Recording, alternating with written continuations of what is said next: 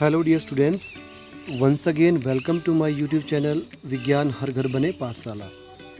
एक बार फिर से आपका मेरे यूट्यूब चैनल में स्वागत है बच्चों। पिछले वीडियो में हमने चैप्टर 16 जल शुरू किया था। हमने पढ़ा था कि जल क्यों आवश्यक है, जल कहाँ कहाँ से प्राप्त होता है, हमें जल की भौतिक अवस्थाएं क्या है, जल चक्र क्या होता है, भौम जल क्या होता है, भौम जल स्तर क्या होता है। ये सभी चीज़ें हमने पिछले वीडियो में कवर की थी और पढ़ी थी। चलिए उसके आगे बढ़ते हैं। आज हम पढ़ेंगे भौम जल स्तर का अवक्षय, यानी जो भौम जल स्तर है उसका अवक्षय किस प्रकार हो रहा है, किस प्रकार हम उसको नष्ट कर रहे हैं। चलिए देखते हैं। तो इसमें सबसे पहला कारक है जनसंख्या का विस्तार, यानी जिस प्रकार जनसंख्या बढ़ती जाएगी वैसे ही भौम जल स्तर की क्षति और उसका हम उपयोग ज़्यादा करते जा रहे हैं। तो इसके अलावा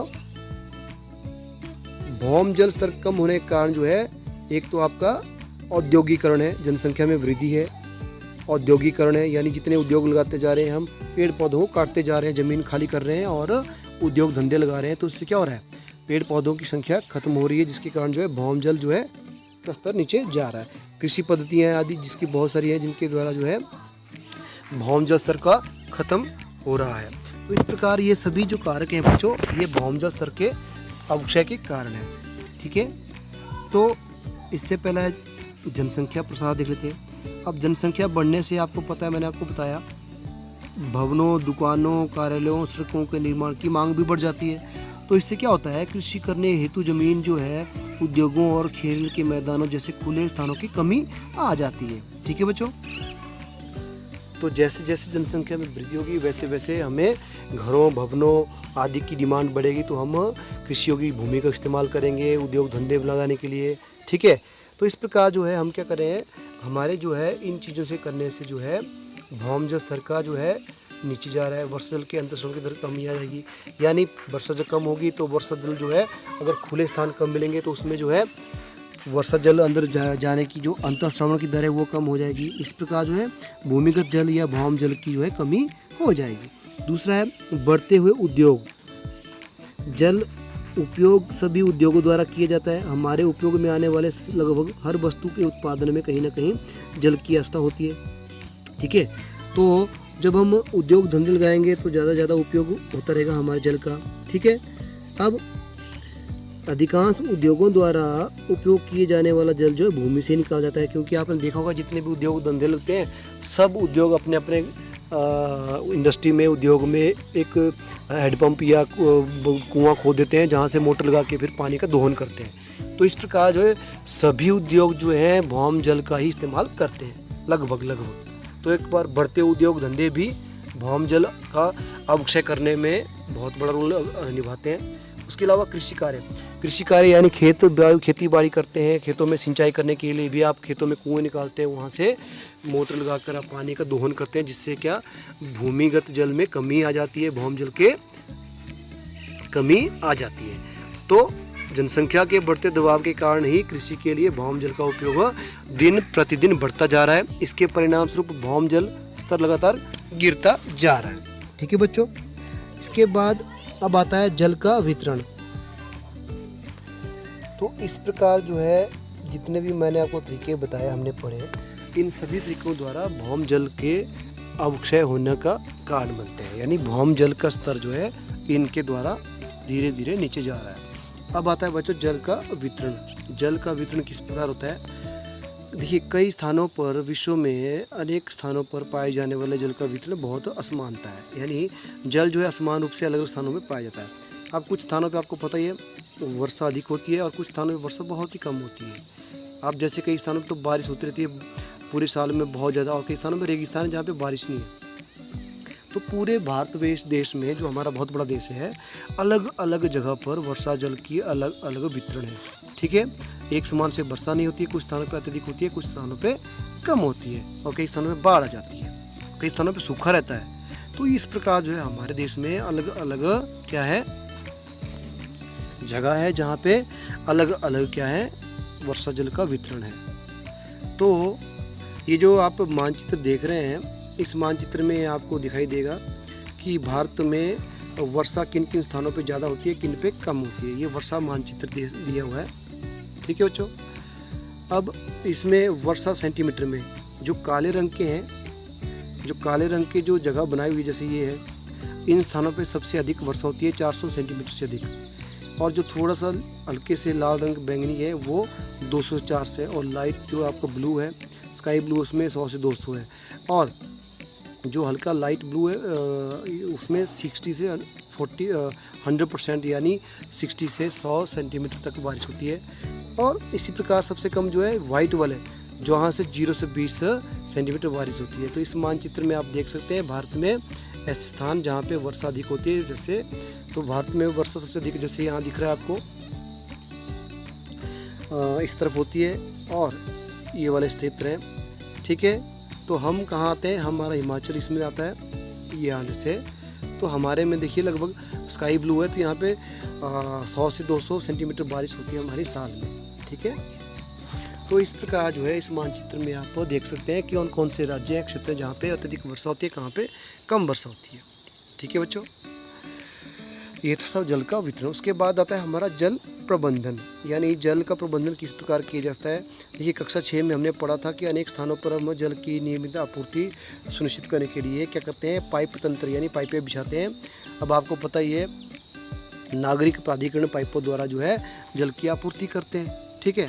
परंतु यह संभवतः जल आपूर्ति पाइपों के रिसाव को देखा होगा, कई बार आपने देखा होगा कि पाइपें फट जाती है, वहाँ से पानी निकलता हुआ है ना, जिससे क्या होता है बड़ी मात्रा में जल का नुकसान हो जाता है और जल रिस्क बाहर निकल जाता है। तो यह नागरिक अधिकारियों का उत्तरदायित्व है कि बहुमूल्य जल को इस प्रकार वेस्ट होने से रोका जाए। ये केवल नागरिक अधिकारी का ही नागरिक अधिकारियों का ही यह की जिम्मेवारी नहीं होती है।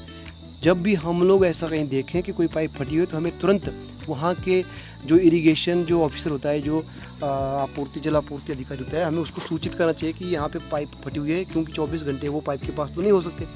हमें उनको सूचित करना चाहिए और वे तुरंत वहाँ पे अपने बंदे भेज के उसको ठीक कराएं। तो ये जल प्रबंधन का अच्छा एक उदाहरण है। अगर अच्छा जल प्रबंधन सिस्टम होगा तो जल का नुकसान सबसे कम होगा और दूर दूर तक जल को पहुँचाया जा सकता है।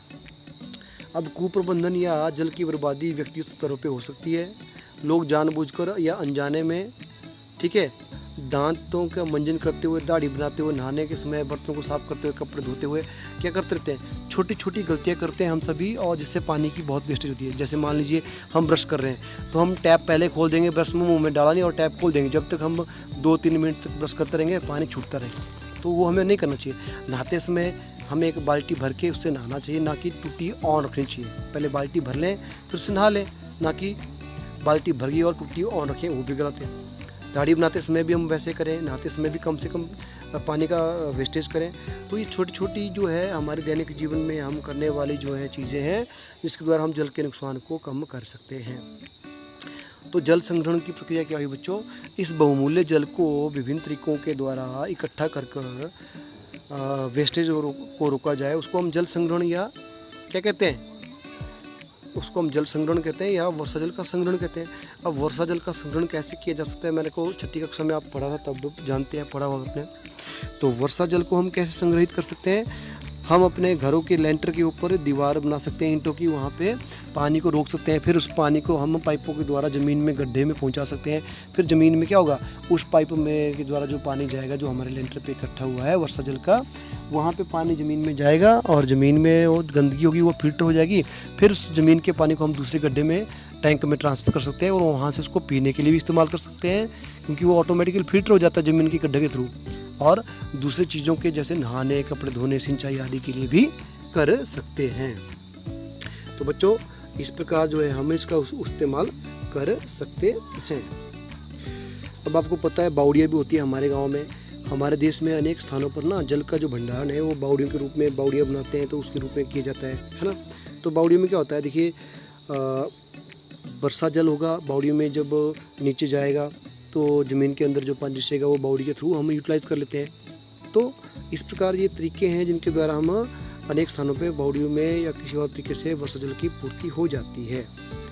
अब क्या होता है, अगर हम बावड़ियों का रखरखाव अच्छी तरह करते रहें तो पानी जो आता रहता है उसमें आता रहेगा। अगर हम उसका रखरखाव ना करें तो पानी गंदा हो जाएगा और वेस्टेज हो जाएगी पानी की, और उस पानी को कोई उपयोग नहीं करेगा। तो इस प्रकार बावड़ियों की देखभाल करना भी बहुत आवश्यक होता है, जिसके द्वारा हम क्या कर सकते हैं, देखभाल कर सकते हैं। अब उसके बाद बच्चों आता है हमारा खेतों में ड्रिप तंत्र क्या होता है, जिसके द्वारा हम पानी के प्रभाव को रोक सकते हैं, वो पढ़ेंगे। इसके बाद हमारी आप भूमिका है कि हम अच्छी आदतों के द्वारा पानी को क्या कर सकते हैं, वेस्टेज को रोक सकते हैं। कैसे, कौन कौन सी अच्छी आदतें, देखिए मैंने ऊपर बताई, मंजन ब्रश करते समय हम नल को लगातार खुला ना छोड़ें। दूसरा, फर्श की धुलाई करने की बजाय हम उस पर पोछा लगाएं, तो ऐसा करने से पानी की क्या हो जाएगी, वेस्टेज कम हो जाएगी। तो ये सभी तरीके हैं बच्चों जिसके द्वारा हम पानी की वेस्टेज को रोक सकते हैं। तीसरा तरीका आप खुद लिख सकते हैं, यहाँ पे खाली छोड़ा हुआ है, तो तीसरा तरीका आप लिखते हैं, नहाते समय हम पानी की टूटी बंद कर लें, बाल्टी भरने के बाद लगातार ना छोड़ें, ठीक है, इससे भी पानी की वेस्टेज बच जाएगी। अब सिंचाई करते हैं, आपको पता है मैंने बताया, जब हम खेतों में सिंचाई करते हैं तो खेतों में हम खुले में ऐसे पानी फेंकने के बजाय पूरे खेत में पानी फेंके, तो उससे क्या होगी, पानी की वेस्टेज बहुत ज़्यादा होगी। तो हमें एक ड्रिप तंत्र लगाना चाहिए खेतों में, जैसे चित्र में दिखाया हुआ है। हमें खेतों में पाइपें बिछानी चाहिए और हर पाइप जो है पौधों की क्यारियों के बीच में डालनी चाहिए। इससे क्या होगा कि इनके द्वारा, इन पाइपों के द्वारा पौधों की जड़ों में पानी पहुंचेगा बूंद बूंद करके, और पानी की वेस्टेज जो है कम होती है। तो इस माध्यम के द्वारा भी हम पानी की वेस्टेज को रोक सकते हैं, ठीक है बच्चों। उसके बाद आता है पौधों पर जल की कमी का प्रभाव। अगर पौधों को जल कम मात्रा में मिले तो क्या प्रभाव होगा, आपको पता ही है, पौधे सूख जाते हैं, पौधे के पत्ते पीले पड़ जाएंगे, पौधे मुरझा जाएंगे, ठीक है, और पौधे अपना भोजन नहीं बना सकते, भोजन नहीं बना पाएंगे तो क्या होगा, पौधे मर जाएंगे। यह परिणाम होगा पौधों को जल की अगर कम मात्रा मिले, और धीरे धीरे पृथ्वी की जो हरियाली है वो सारी लुप्त हो जाएगी, क्योंकि हरियाली है तो पौधों की वजह से ही, और जीवन का अंत हो सकता है, क्योंकि पौधों के न रहने से पृथ्वी पर पर्याप्त भोजन और ना ही पर्याप्त ऑक्सीजन होगी और ना ही पर्याप्त वर्षा होगी। तो इस प्रकार अनेक प्रकार की समस्याएं जो है फिर उत्पन्न हो सकती हैं। तो इसीलिए कहा जाता है कि जल है तो कल है, जल ही जीवन है। तो हमें जल को जो है वेस्टेज करने से बचाना चाहिए। ये छोटी छोटी बातें हैं जो हमने अभी की, कि हमें ब्रश करते समय, नहाते समय, फर्श की धुलाई करें तो हमें पानी ना फेंकें, पोछा लगाएं, ठीक है, ब्रश करते समय नल को खुला ना छोड़ें। ये बहुत सारी है छोटी छोटी बातें हैं बच्चों, जिनको हमें अपने दैनिक जीवन में अपनाना चाहिए, यूटिलाइज करना चाहिए, ताकि हम वेस्टेज ऑफ वाटर को रोक सकें या कम कर सकें। तो बच्चों इसी के साथ ये चैप्टर पूरा होता है। इस चैप्टर में हमने क्या क्या पढ़ा, चलो सारांश कर लेते हैं। हमने पढ़ा कि जल सभी सजीवों के लिए अनिवार्य है, इसके बिना जीवन संभव नहीं है। हमने ये भी पढ़ा कि जल 3 अवस्थाओं में पाया जाता है, ठोस, द्रव और वाष्प। हमने पढ़ा जल चक्र के द्वारा जल की आपूर्ति बनी रहती है, फिर भी विश्व के अनेक भागों में उपयोग जल बहुत ही कम है। हमने पढ़ा विश्व के विभिन्न भागों में जल का वितरण असमान है, कहीं अधिक बारिश होती है तो कहीं रेगिस्तान है, सूखा है। हमने भी पढ़ा कि उद्योगों में तेज़ी से वृद्धि होने के कारण, जनसंख्या बढ़ने के कारण, सिंचाई की बढ़ती आवश्यकताओं के कारण और जल के कुप्रबंधन के कारण जल में कमी आ जाती है। हमने यह भी पढ़ा कि पाइपों द्वारा जल की आपूर्ति, जल के भवनों, अन्य स्थानों पर स्थित नलों के कारण होने वाले जल की बर्बादी के प्रति जागरूक होना चाहिए। जल में अनावश्यक उपयोग को अत्यधिक मात्रा से जल का उपयोग बचाना चाहिए। हमने ये भी पढ़ा कि जल समय की मांग है कि हर व्यक्ति जल का उपयोग करे, मितव्ययता से ना करे, यानी बुद्धिमत्ता से इसका उपयोग करें। यदि पौधों को कुछ दिनों तक पानी ना दिया जाए तो मुरझा जाते हैं, अंततः पौधे सूख जाते हैं। तो ये सभी चीज़ें बच्चों हमने इस चैप्टर में पढ़ी। हम अगले वीडियो में पढ़ेंगे इस चैप्टर के अभ्यास के प्रश्नोत्तर। तब तक के लिए चलिए आज के वीडियो की समझ को परख लेते हैं आज के कार्यपत्र के द्वारा। तो चलिए आज के कार्यपत्र की तरफ। तो बच्चों ये रहा आज का कार्यपत्र आपकी स्क्रीन के सामने। इसमें पहला प्रश्न है, भौम जल का अवक्षय किन कारणों से हो रहा है, यानी भौम जल का नुकसान जो है, भौम जल नष्ट हो रहा है, वह किन कारणों से हो रहा है। बिल्कुल आप अच्छी तरह समझ गए हैं, इसको तो दे सकते हैं। दूसरा प्रश्न है, जल का प्रबंधन करना क्यों आवश्यक है और यह किस प्रकार किया जा सकता है। तो ये भी बहुत आवश्यक है, जल का प्रबंधन किस प्रकार किया जा सकता है, यह क्यों आवश्यक है, तो ये भी आप आसानी से उत्तर दे सकते हैं। तो बच्चों ये था आज का कार्यपत्र जो आपको आज की टॉपिक की समझ को बताएगा। तो इसी के साथ आज की वीडियो को हम यहीं ख़त्म करते हैं। मिलते हैं बच्चों अगले वीडियो में। इस चैप्टर के अभ्यास के प्रश्नोत्तरों को लेकर। तब तक के लिए अपना ध्यान रखिए और पढ़ते रहिए।